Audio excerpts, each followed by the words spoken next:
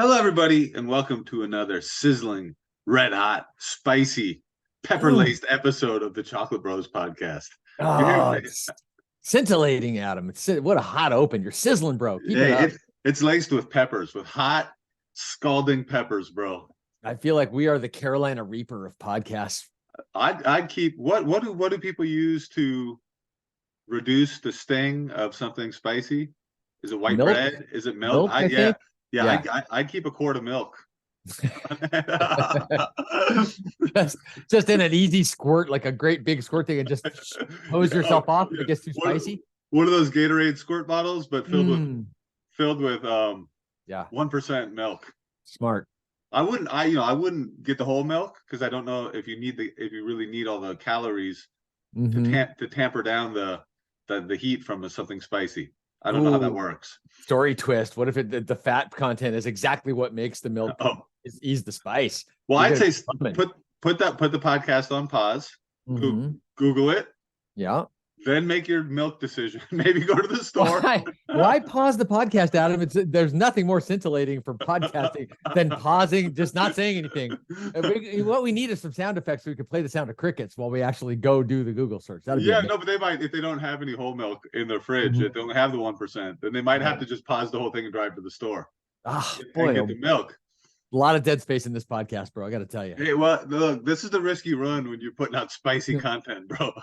I agree. But I just want to go back to something you said before, which is that we are the Chocolate Bros, and he is Adam, I am Brian, and we have a chocolate company. What is that chocolate company called out? It's called Fortunato Chocolate. Check us out at www.fortunatochocolate.com. Or if you want to visit one of our 2 retail locations in Issaquah, you come over anytime. We got a great team. The experience is always going to be good. But if you want to meet the Chocolate Bros in person, I'd check us out at our location on Gilman Street. Is it Gilman Street or Gilman Avenue? Do you know? It's Gilman, and I'm going to go with that. Final answer. Gilman, final answer. Gilman. Check us out on Gilman. 755 Gilman. Gilman something. Gilman.org. Yeah. Check us out. Saturday mornings, we're usually there from about 9:30 to 3 in the afternoon. And we'd love to see you in person. Or if you would like to try out some of our wonderful chocolate products online at www.fortunatochocolate.com. I was looking at a heat map of the United States. It looks like heats are starting to come down a little bit, although the vast majority of the country is still in the 90s. But around the coast, it's starting to cool off a little bit.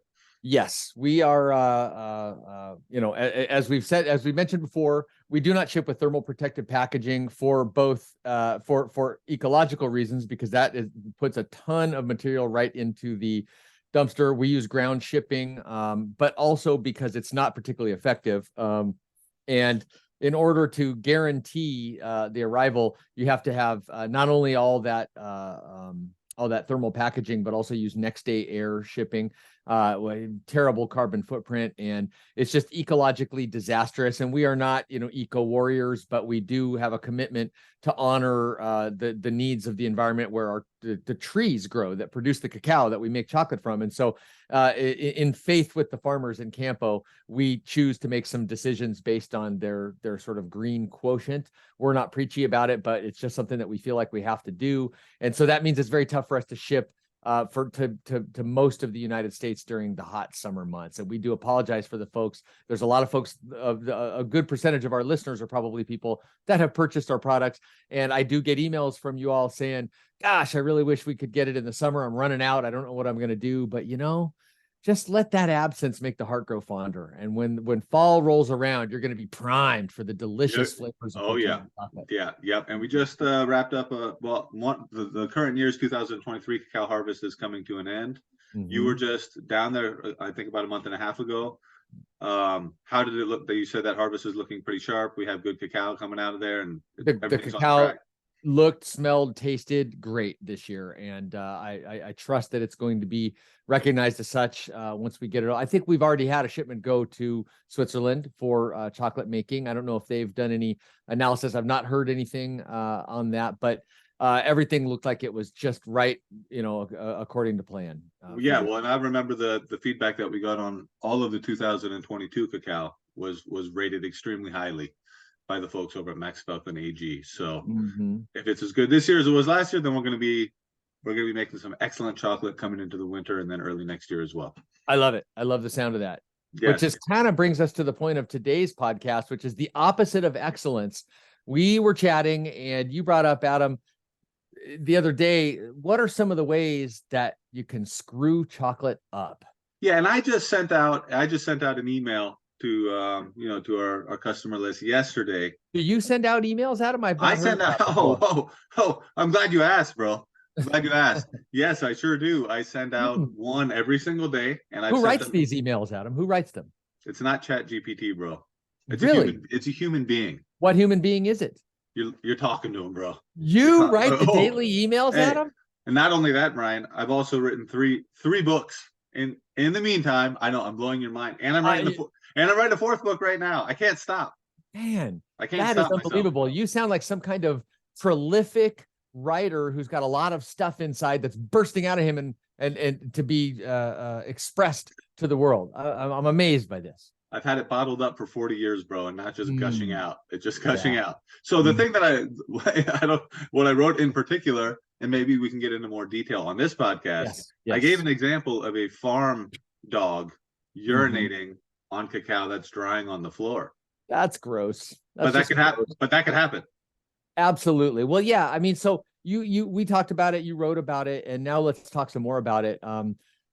I mean, the fact that chocolate gets from a farm, this fruit on a tree, all the way to where it's made into chocolate, and then all the way to the customer, and ends up with the customer as a delicious product that we all know it as, is kind of a miracle when you think of all the stuff that can go wrong in that process. And it's growing all over the world on most of the world's continents, and then it's being shipped to all over the world, and it's like it's ubiquitous.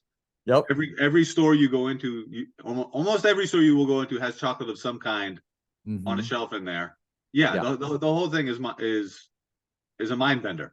It's shocking that more chocolate isn't bad and ruined. And the problems can really start right at the tree. So let's just start there. I mean, let's not even start before the tree. Let's start with the soil.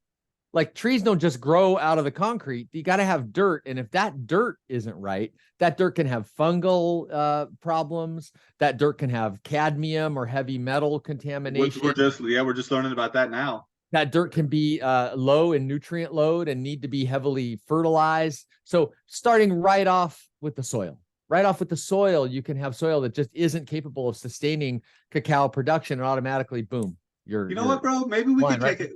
Maybe we could take a crack. I don't think we've ever done this before. I don't think we've ever done it internally, and I'm pretty sure we have never done it on the podcast either. How would you even define, in quotes, the difference between good and like not good chocolate? Let's not just even say bad. Let's just say good. The difference between good, something that you would be considered to be good chocolate, and not good. What's your definition of that? And I got mine too.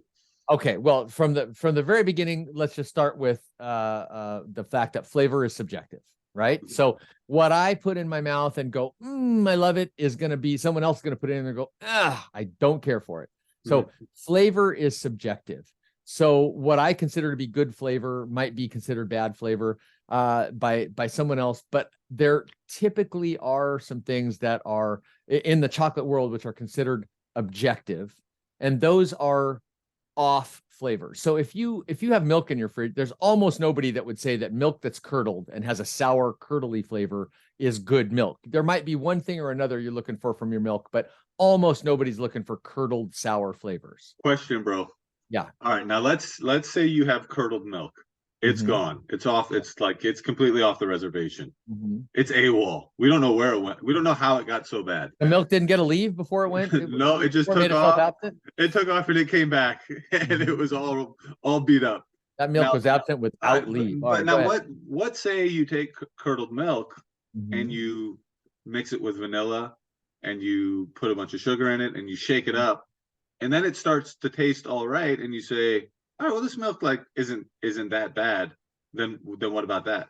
What you're saying is it's potentially possible to mask bad flavors by putting in enough masking agents like sugar, vanilla. And I would argue at that point, what you have is something that tastes good, but it doesn't taste like good milk.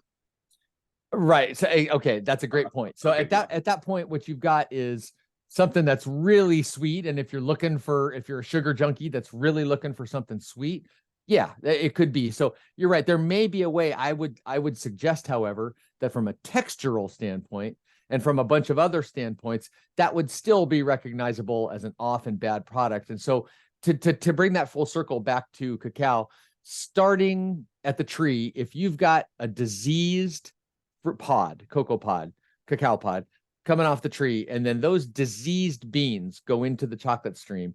Now that could be a spore-bound fungal agent like Maniliasis or Phytophthora. That could be fungal agents in the soil. That could also be insect damage from a type of thrip that they have down there called Chinche roja or negro. There's a bunch of other things that can happen. And does that cacao frequently make it into chocolate, into the supply chain?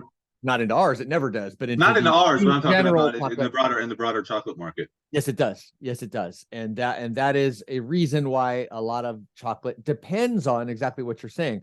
Really high sugar and milk loads to mask the flavor of vanilla. And a lot of vanilla. Exactly. So right from the start, you can have problems at the tree and soil level, problems with disease that cause the beans to be awful. You can have a bad post-harvest processing. So we've talked about it many times before. Cacao needs to be fermented and dried before you can make chocolate out of it. And this is probably the main thing that gets messed up. Probably more common than diseased cacao or whatever, dogs peeing on cacao. I think those kind of go hand in hand, if I'm being honest. Like a lot of cacao that is diseased, etc. Also, if they're willing to accept that kind of cacao into their product stream, many projects also aren't really fermenting. So a lot of that goes hand in hand. But sure, it's a separate issue. So you can have no fermentation, you can have poor fermentation, you can have over fermentation, and all those lead to off flavors: hammy, smoky, rubbery, bitter, vinegary, slaty, moldy. All those flavors can be inherent in cacao from bad, fermentation. Just belching on the podcast, bro. Yeah, please. Come on, man. It's like Austin Powers said. Better out than in. Yeah, slaty, moldy, belchy. It can have a kind of a belchy flavor. Absolutely. That's belchy chocolate. You know, that's how is old Belchy anyhow? Yeah, a long time. No, you would know better than I would, bro. Yeah, you came to visit recently. Yeah. So you can have all those kinds of off flavors. Then when you get into drying, if you put the cacao that's fermented, even if it's well fermented, directly out into the sun, then you can have problems with vinegar, acetic acid flavors, over drying. There's lots of stuff that can happen between the tree and the chocolate making that can cause the flavor. In fact, I think we could go out on a limb and say the majority of problems that can then lead to chocolate tasting bad happen between the tree and the chocolate making factory. And now let's take the case of animals, which you were just talking about. So cacao that's not properly fermented is often either left in a plastic bag for a few days, what they call sweating the chocolate, or sometimes it's just thrown directly onto the ground to just dry under the sun. So let me ask you this, Brian. When you first started learning about buying and processing cacao, what percentage of the cacao farmers who we ultimately started buying from were fermenting cacao just in bags, where they were just sweating cacao? Right. 0% of the farmers were doing an actual ferment, and probably 70 or 80% were doing a sort of a faux ferment by putting them in a bag and letting them sweat for like 3 days. And then the remainder just foregoing fermentation altogether. Doing just what I'm telling you now, throwing beans right out of the pod onto the ground on a black poly tarp and just letting them sun dry. And Brian, maybe you could clarify this, but fermentation is what develops the chocolate flavor in cacao. Is that right? Fermentation is what gives you the chemical precursors that can then become chocolate flavor with roasting and processing. So if you forego fermentation altogether, like if you just were using purely cacao that was not fermented or even sweated and just thrown onto a tarp on the jungle floor, you're foregoing the thing that makes cacao taste like chocolate in the first place. That is correct. What you're doing is consigning that cacao to be used in the kind of chocolate that you're talking about, which has maybe 10 to 12% cacao content, and then a massive amount of sugar, milk, cocoa butter, and probably other inclusions, nuts or other inclusions. Yeah, or just, it So just that has to be. there functionally is no taste of cacao in it. All you're tasting is the sweet, creamy, nutty, whatever taste of all the other stuff. Yeah, so you're just buying that so you can put it on the ingredient list so that You're essentially satisfying the legal so requirement of the you can company. meet the legal requirement, so that but it can be called you're chocolate. understanding that you're going to be engineering whatever is chocolatey about the final product that you put out. That is correct. It's sort of like, I mean, I think we all know that a lot of processed, let's call them chicken nuggets, don't have any, what we would actually consider any chicken meat in them. They're taken from other parts of the chicken's body, and they are processed and molded and colored and made to look like meat, but they don't have any actual muscle fiber in them. They're not chicken meat. They're made of chicken, but they're not chicken meat, but they meet the legal requirement to be called a chicken nugget because they're made from a part of the chicken's body, not the meat part. Very good. In the same way, in the same sense, you can make a product that's legally able to be called chocolate with only about 10 or 12% cacao.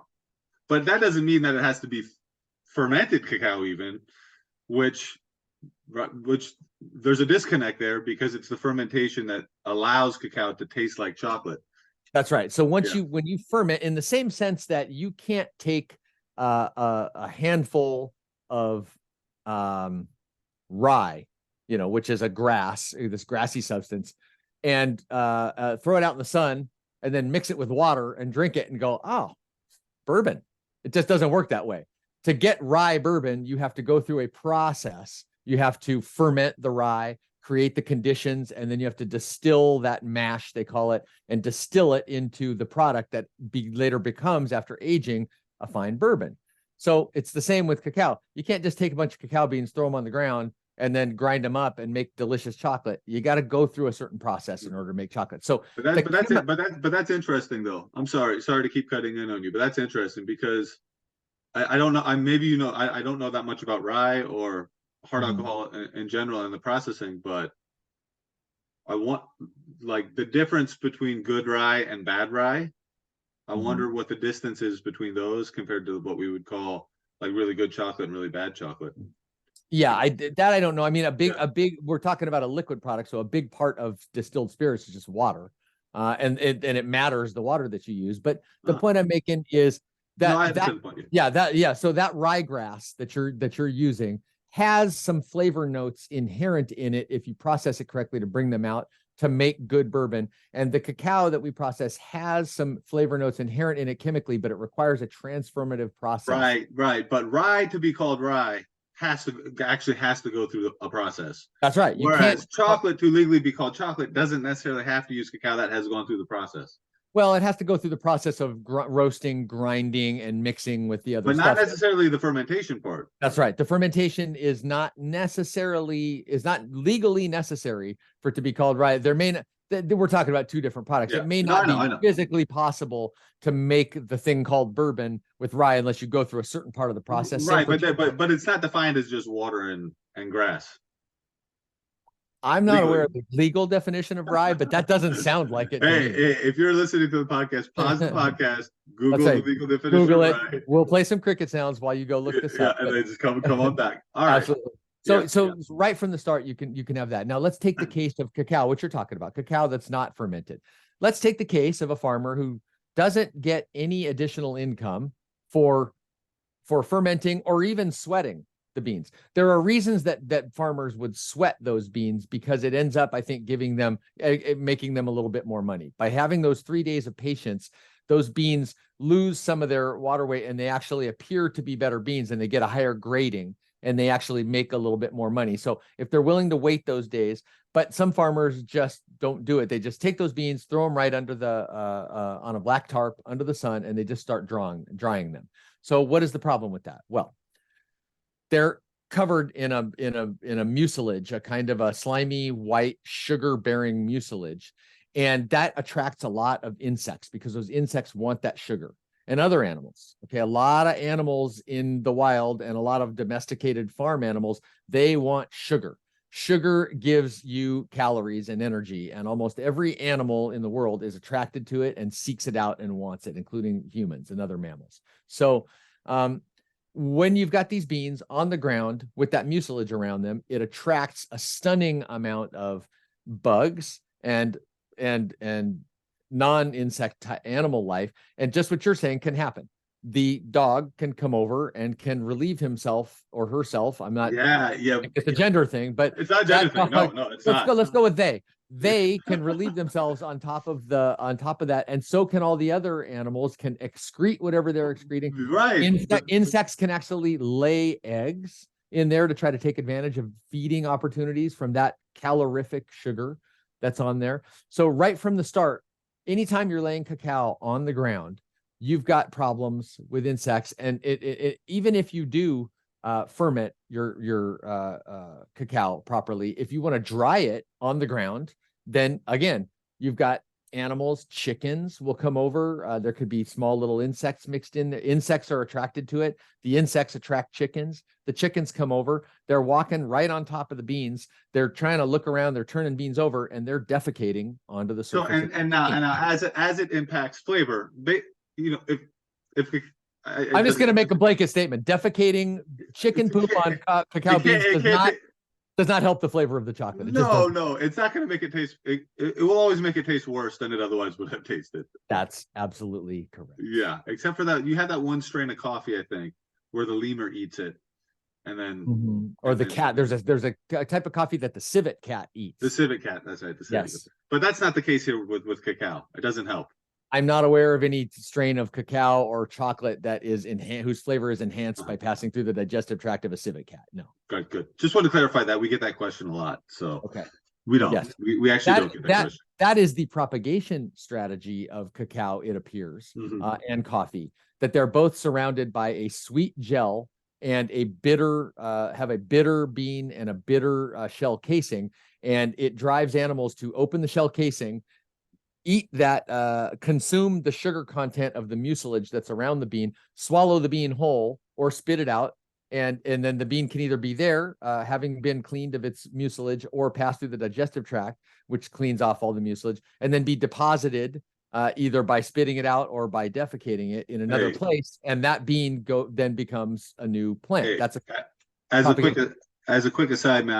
I read the most interesting article about how Hawaii came to have plant life, and it's essentially birds came over. Yeah, because it's just this like volcanic rock out in the middle of the ocean, and then so it doesn't naturally have any plant life, and then it's like this super lush garden. It got seeded by birds, but because it got seeded by birds over millions of years, and it became this super lush garden. It's so interesting how seeds are propagated through animals. It's such a wild way. It's a synergistic propagation strategy that has evolved as life has evolved on this earth. And so once you get those beans, fermented or not, on the ground, all of a sudden you're exposing it to a bunch of different vectors of problems with flavor. And then let's even go further down the road and say, all right, we've got good beans, not diseased, properly harvested, properly fermented, right? And then they're put out in the sun with no intermediate step between the fermenting and the drying. What you can get then is the good fermentation creates a lot of vinegar. You put it directly in the sun solidifies and the outer shell on the cacao bean, and it closes those pores. And all of a sudden, when water escapes, those tight pores are stripping the acetic acid molecule off that water molecule and essentially concentrating vinegar inside the bean. And then you've got potentially, you're going to either have to take some really long, expensive, flavor defeating steps in your chocolate processing to get that vinegar out of there, or you're going to make chocolate that's got a kind of an acidic, vinegary flavor. And we've tried both. Well, and that's something that's pretty common when you're eating chocolate made by small batch chocolate makers. They're buying good varieties of cacao. From cacao farmers all over the world who have made an attempt to do proper post-harvest processing. And ironically, they've done a good ferment, which creates the vinegar. And they've done a good ferment. And then generally what will happen is they will try to sell that as sort of like fruitiness. they're trying to imply that the acidity in the bean is fruit acid, which is a different kind of acid, not vinegar acid. And Yeah, yes, and properly speaking, fruit acid is a flavor note, or fruitiness is a flavor note that is inherent in a lot of cacao varieties, but it is separate from something being real sour and vinegary. there are fruit acids. There's a sourness that can come from ascorbic acid, which is a fruit acid, and that can end up being pleasing if it's in a ratio. If it's your thing. Now that is more of a subjective thing. If you like that kind of flavor. That's right. Acetic acid is almost never considered a positive flavor note in the context of chocolate. Now, vinegar is considered. I love vinegar. I love pickled things, and vinegar is a big part of that. But in chocolate, it's almost universally considered a detraction from the flavor. I'll just tell a quick story, Brian. Go ahead. Yeah, since this is what I practice doing. I'm a storyteller. Hey, I don't like to brag. I like to brag. I'm not here to brag. Hey, it's just like George Bush said, it ain't bragging if you done it. Yeah, but I can spin a yarn. But anyways, my hey, it's no big deal. You're getting into weaving now too? Yeah. So Dan, our third partner, has been drinking apple cider vinegar every morning for a really long time. He's from Fort Wayne, Indiana. He learned it. Long time. He learned it from his relatives who lived on farms out in Fort Wayne, Indiana. It's sort of a homespun natural remedy that people Did they ferment their own apple vinegar? I don't know. Okay. I don't know. Maybe let me tell the story, Brian. I was kind of like asking a question rather than. You're right. Actually, I was out of line. I was trying to do a little funny repartee, but that was too aggressive. My bad. Will you forgive me that one? I'll forgive you that one, and I know people like the brother routine, so I was just trying to I was trying to do the thing where we argue with each other, but yeah, okay. I messed it up. So, well, maybe from that perspective, maybe I messed it up by responding. I messed it up. That's what I mean. Anyhow, let's. I don't know. Back up from the awkwardness. Back it up. Okay. Okay. Yep. So he's been drinking apple cider vinegar, and for anybody who knows Dan, who's met him in person, he looks way too good for his age. He's one of the healthiest guys in his age range you'll ever see. That's right. He's doing great. He's 143 years old yesterday, and so he just looks amazing for a guy. Yeah, he was born in 1880. Yeah, absolutely. Yeah. He was 97 years old when I was born. Yes, absolutely. Which is kind of a medical marvel on its own right. Yeah. So mostly because of apple cider vinegar. Do you remember? Produced and made right in the town of Fort Wayne, Indiana. Do you remember the movie My Big Fat Greek Wedding? Did you see it? I do. Great. And Gus, the dad, he's always soaking his elbow in Windex, and Windex is his cure for everything. Same with Dan. Yeah, he just carries a spray bottle of apple cider vinegar around with him. Yeah. He told me he doesn't even have to shave his bald head anymore. He just rubs apple cider vinegar on his head. Kills off all of the hair follicles. I figured that it's being a cure-all, it would actually make the hair grow, but no, it turns out it's a natural defoliant. He doesn't have eyebrows either. I mean, he's killed out all the hair on the upper part of his head. So if you ever have the good fortune to meet our business partner Dan Pearson, what you're going to find is essentially a walking mummy, a vampire with stenciled on eyebrows, who has vaguely reeks of apple cider vinegar and may spray you. That's what we're saying. Pungent aroma. But he looks fantastic. Woof, looks great. Except for all the hair missing on his face and head. Missing. That's right. That's right. The no eyebrows look is always questionable. But yeah, and the pungent aroma. The pungent aroma. He has drank, since I have known Dan Pearson, he has drunk apple cider vinegar every morning. Swears by its medicinal and curative properties. And who's to say he's wrong? Looking at him, he looks great. Hardly ever catches a cold, but mummified, walking mummy essentially. I'm walking. So I went through a little time when I was catching colds all the time. Skin with the textural quality of fine Corinthian leather. I mean, just amazing. Good. So I says to myself, this is how people from Fort Wayne, Indiana talk to. My dad says this sometimes. I says to myself, I'm gonna do a little of this apple cider vinegar. Because I can't kick this cold. I didn't know that he diluted the vinegar with water. You don't just drink straight vinegar, man. You never do that. You do not. You can rub it all over your face, but you don't drink it straight. So I woke up in the morning and I poured myself a big solid glass of apple cider Of vinegar. just pure vinegar? Just straight apple cider vinegar. Ah, gross. And I was doing the math on it. I was looking, I said, man, this bottle of apple cider vinegar costs $10. And I just poured myself a quarter of the bottle. So what, my dad's spending $2.50 a day on apple cider vinegar? Like, this adds up.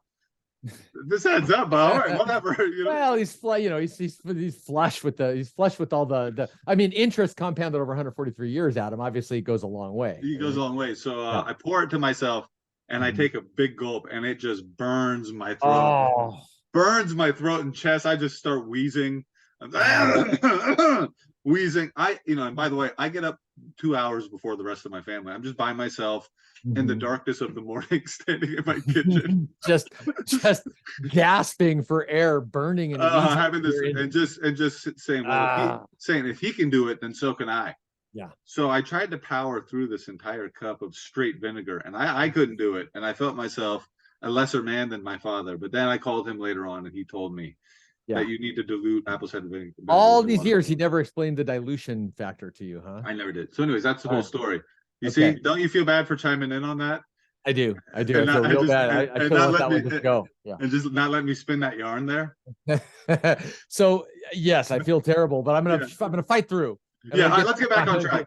Yeah. Well, so okay, so we've gone through all the things that go, even when so now let's talk about when you've done the right thing from the tree to the fermenting to the drying, and you've got a good bean. Okay. Now, if that bean is a variety of cacao that is low flavor, then it's going to be very tough for you to make, aesthetically pleasing. So then we start to talk about the varietal.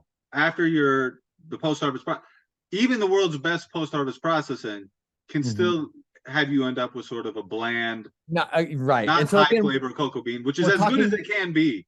But we're talking again about the definition of good. Now that stuff is perfectly apt for using in a sweeter, lower percentage type of chocolate, or something with a lot of inclusions, the kind of chocolate that you might see at Christmas time at Trader Joe's that's mint infused, or that has crumbled peppermint on the top of it, or that's got a whole bunch of orange flavor or nuts, any other type of or potentially even in confections and cakes as a coating for a Mars bar or whatever it may be. But maybe even on the higher end, it could be used in confections where they're not even looking to make chocolate the star of the show. It's really whatever the inclusion is going to be. And that stuff is very commonly roasted, winnowed, ground into what's called cocoa liquor, which is just a paste of 100% cacao ground up, roasted and ground. And then it's pressed in a hydraulic press. And they use that quite often for cocoa powder and cocoa butter because it may have what they want in cocoa butter is a bland flavor. They want something that is not objectionable, but also doesn't have a keynote flavor that wouldn't mesh well with other stuff, for example. Okay, so then you got the variety. So now, all right. So the variety might have you end up with something that's not necessarily terrible, but might end up being just more like a less intense flavor profile, right? Because of the variety. Okay, that's right. And then but let's even go further down the line.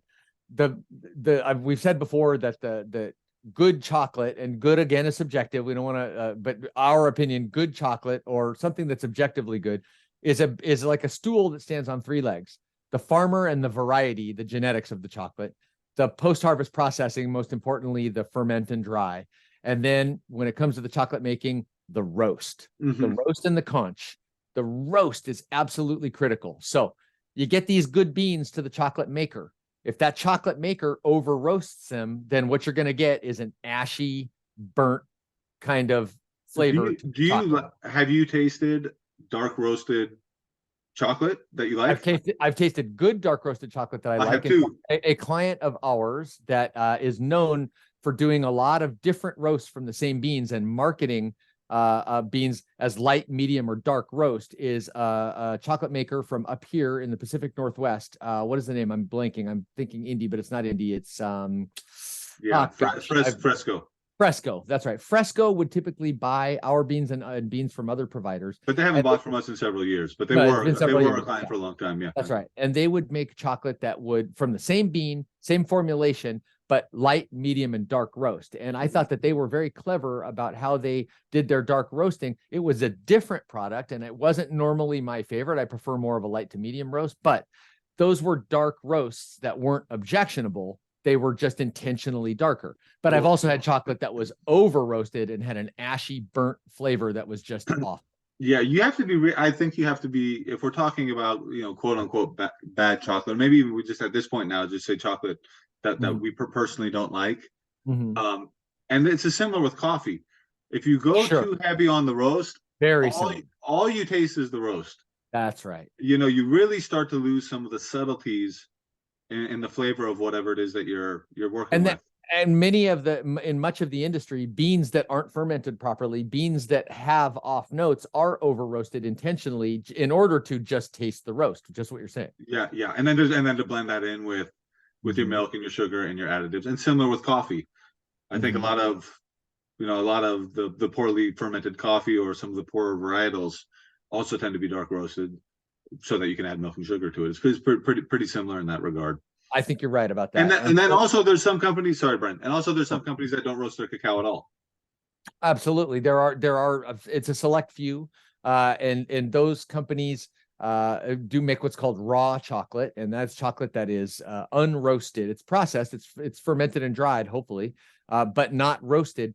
That is a tricky game to play because you really need to trust your bean supplier that those beans aren't contaminated with excrement and feces and bugs and other things. The actual the skin on the outside. The skin on the outside is typically where that stuff, and then once you put that into your cracker and your winnower, if that contamination gets inside your system, then your system is contaminated, and that contamination will propagate throughout, no matter throughout your chocolate. And the people who are marketing raw cacao can't really use a steamer, because the steamer in theory would cook it. And if they're selling that for health purposes, I think they want to keep it raw, because according to them, the heat kills some of the health benefits. That's right. What a lot of those companies I've heard, I've not witnessed this in one of their factories. What they do is they must do this because there's two reasons. You must actually flash with a high amount of heat the outsides of those beans very quickly. It does not actually affect, it does not cook the inside of the bean, or if it does, it doesn't penetrate more than about 1 millimeter into the bean. But for safety purposes, to kill that bacteria, and if you don't do that, then it's very tough to get the skin, the skin's off. That's off right. the bean. So many of those raw companies, my understanding is that they do actually have a flash heat decontamination circuit, which loosens the shell and also keeps biological contamination from getting into their system. It's just a liability issue. They have to. Well, but there's also the operational question of separating the skins, because otherwise you have to hand peel all the there is no way to make hand peeling economically viable. It cannot be. Yeah, gotcha. Okay, right. So go ahead. Let me ask you this, Brian. What are, in your opinion, some flavor inclusions that mess up chocolate? Well, I think the first inclusion is just too much sugar. I mean, if you get past a certain amount of sugar, what you're tasting is the sugar and milk. So by the way, go to any grocery store, get cheap chocolate, and what you're tasting is sugar and milk. There is not the slightest hint of the flavor of cacao in that chocolate bar. And if that's your jam, good for you. Go ahead. Don't call it chocolate, call it candy, because that's what you're tasting is sugar. And you can get that taste of sugar in a lot of different products. You can get it from a pixie stick. You can get it from different kind of hard candies, different kind of caramels or whatever. But if you're calling it chocolate and there's no essence of cacao in there, that to me is candy. And correct. Yeah, that's right. That's right. Yeah, different product. That's right. Yeah. I completely agree with that. And I've tasted a lot of chocolate, even from not grocery stores, but from higher end places where the chocolate is priced comparably to ours, where it's sort of on the edge. Like the inclusion is good, the presentation is good, I like the texture, I like the flavor combination, like everything is just on the, like I almost am gonna like it, but then it's just treacle, like it's just too sweet, and I can't get over the sugar. So I think overdosing sugar really ruins a lot of things. It's the one inclusion that's in almost all chocolate, and I think you can really overdo it. You can overdo the milk. You can have milk that's not that high quality. and that doesn't have that great kind of that dulce de leche, that caramelly flavor that it gives chocolate. And then once you get into the world of inclusions, I mean, for me personally, there are some, I've tasted some kind of like herbal inclusions to chocolate that I didn't care for. There's olive oil chocolate that I thought was not a winner for me. I'm not the world's biggest nut fan. So, like almonds and chocolate don't really do it for me. Do you like almonds generally? Not really. No, I don't. I mean, I'm not a huge peanut fan either. I really like cashew, and they're so expensive that they're rarely mixed with chocolate, but nuts kind of aren't really my thing. When you get into spicy, I think it can be done. I think we do it very well in our store with our jalapeno. You gotta be careful with it though. But I've had spicy, almost all the chocolate that I've had that is intended to be spicy was gimmicky and overly spicy, and the spice didn't add flavor, it just added spice, and I found it to be not my thing. Well, and yeah, and I'm learning more and more all the time. I think a way to mess up a good dark chocolate is to add something tart to it. And I really don't think you want to go spicy on dark chocolate, because dark chocolate already has some astringency and some bitter to it. That's part of what makes dark chocolate kind of cool.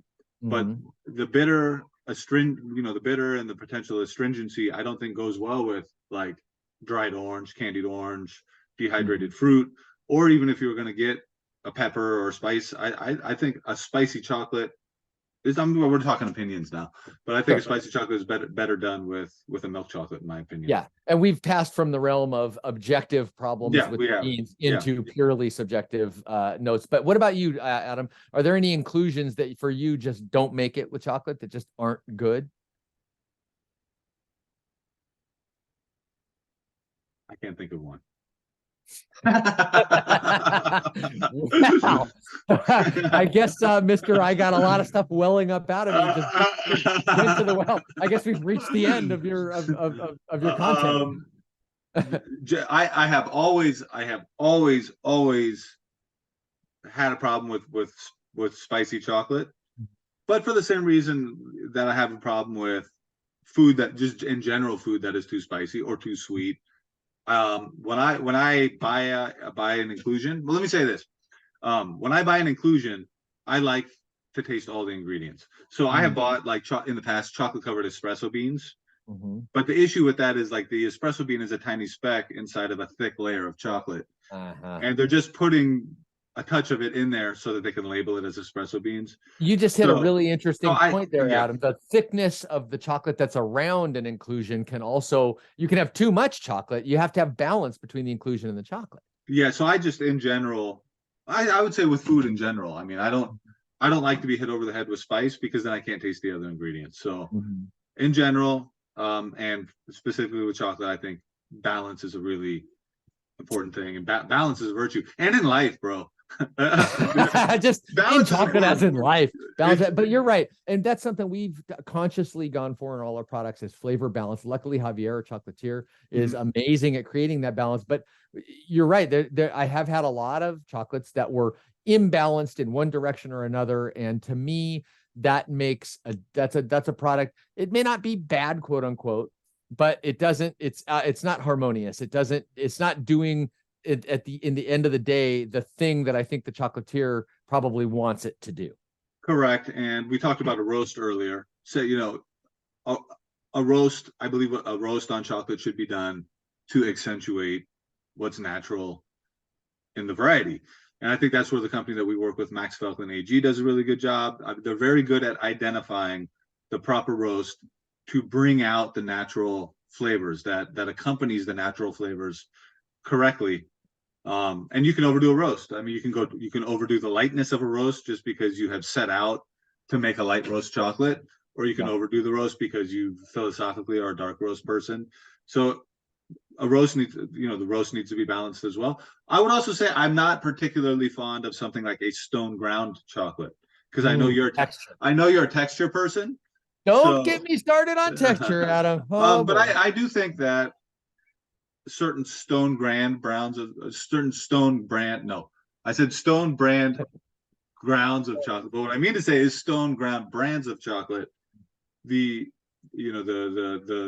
roughness of the texture is such that it's a demerit on the overall experience. That's an interesting thing. I'm highly texture sensitive, but of course, what I consider to be proper texture, others don't. So things that are things like eggplant, mushrooms, things like You don't that, like mushy things. I find objectionable, or that weird. There's a certain texture there that I just don't particularly care for, and others love it. So again, texture is highly subjective. There are people that like that kind of rough, that gritty Absolutely kind of texture. I agree with you. That doesn't appeal to me. It's the kind of texture that texture can go either way. And that's the kind of texture I'm not looking for. But for those who are, God bless. Yeah. No, it's all good. I would just, and I know we got to sign off here because you got other we do. I've got a heart out. Yeah. But sometimes I think that texture is done again. It's the same for the reason you make something spicy as a gimmick, not because it actually is what's best for the cacao. You're just doing it so you can slap a stone ground label on it, and that's it. So, anyways, I just want to comment. There are a few companies out there for whom stone ground is the attraction, and they're trying to honor a long-term cultural sort of imperative that came out of Mexico. And if that's the case, and you're being true to that like cultural tradition, I say great. That's fantastic. Absolutely. But when it's gritty and poorly ground because you just have the wrong machinery, you just didn't do your job right, that's where it becomes objectionable. Yeah, and I would imagine in those cases, and I actually have experience in those cases, they're also buying a cacao variety from Mexico, which has good cacao. And they're roasting it, and they're doing it in sort of a traditional preparation on traditional machines, such that it would remind you of the experience of actually eating chocolate in Mexico from the region where that cacao comes from. That can be an extremely cool thing. Yeah, agreed. So I do have to go. Go, bro. So let's wrap this one up. This was a good conversation. There's more to say. Maybe we'll come and look at it from a slightly different angle and continue to elaborate when we go. Sorry, I sniped at you, bro. My bad. That's all right. I forgive you, bro, because it's all love on the chocolate. It's all love, bro. All right. Hey, thank everybody. Please come check out the website, www.chocolatebros.com. No, that's not right. www.fortunatochocolate.com. We should buy chocolatebros.com. Anyway, that's a seems weird that we don't. Yeah. www.fortunatochocolate.com. Come check us out at the store on 755 Gilman on Saturday mornings if you want to meet us in person. We don't know if that's Ave or Street. It's unspecified, but whatever it is, we'll be there. And we are deeply, deeply thankful to everybody who does business with us or supports the company. We wouldn't be anything without you. So we thank you. Brian, you want to go ahead and sign us off with the jingle? Fortunato Yum. All right, everybody. Thank you very much. Thanks, guys.